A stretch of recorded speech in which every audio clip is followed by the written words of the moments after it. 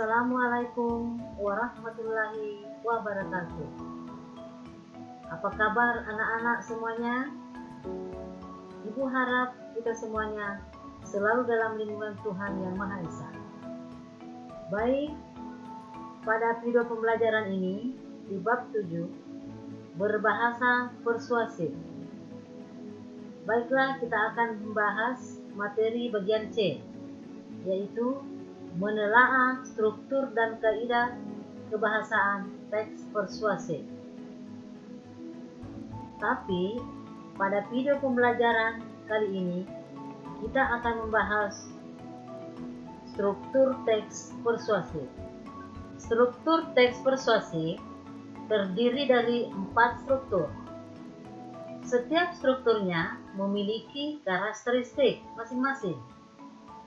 Struktur teks ini digunakan dalam menyusun kalimat bujukan.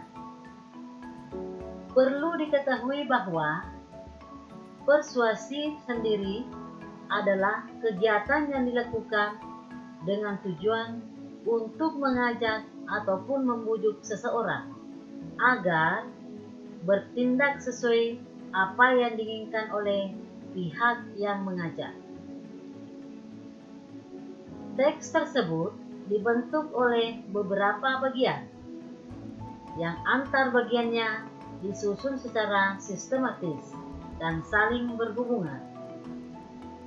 Teks itu diawali dengan pengenalan isu, diikuti dengan paparan sejumlah argumen. Setelah itu dinyatakan ajakan-ajakan yang diakhiri dengan penegasan kembali. Ajakan dalam teks persuasi biasanya berisi tentang sebuah data atau fakta.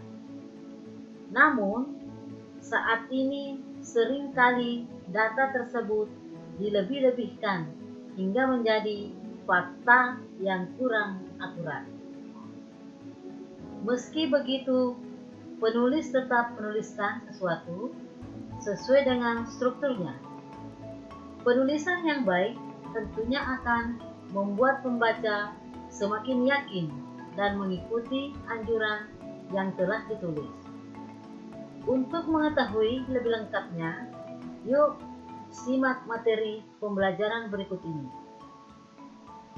A. Pengenalan isu.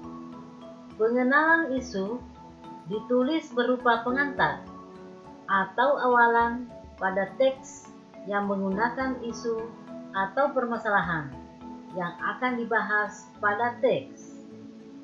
Biasanya akan dijelaskan secara garis besarnya, sehingga pembaca akan langsung menangkap maksud dari teks. B. Rangkaian argumen.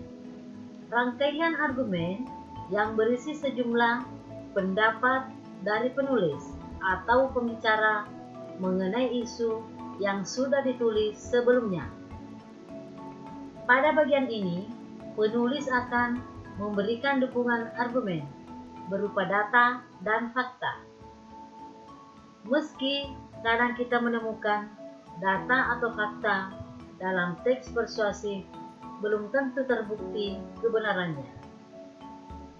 Sebagai pembaca yang bijak, kamu harus bisa memilih dan tetap berhati-hati dalam memilih sumber.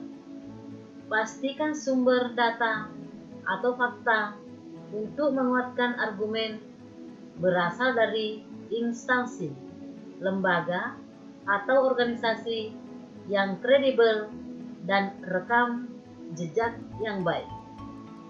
Bila salah dalam memilih sumber data, kita bisa menjadi penyebar di informasi dan misinformasi. C. Pernyataan ajakan. Pernyataan ajakan berisi kalimat-kalimat dorongan kepada para pembaca untuk melakukan sesuatu. Gagasan akhir yang ditulis diharapkan mampu membuat pembaca semakin yakin dengan argumentasi atau data yang diberikan. Pernyataan ajakan dapat berupa tersirat maupun tersurat pada teks. D. Penegasan kembali. Penegasan kembali bertujuan untuk memperkuat pernyataan dan argumen-argumen sebelumnya, dan biasanya ditandai oleh ungkapan-ungkapan seperti demikianlah, dengan demikian. Oleh karena itu, beberapa teks persuasi tidak memberikan penegasan kembali apabila pernyataan ajakan yang ditulis sudah jelas disampaikan.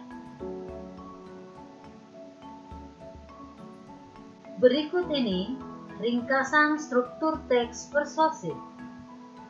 Terdapat pengenalan isu, rangkaian argumen yang berisi pendapat-pendapat dan fakta, ajakan-ajakan dan penegasan kembali yang berisi simpulan dan rangkuman.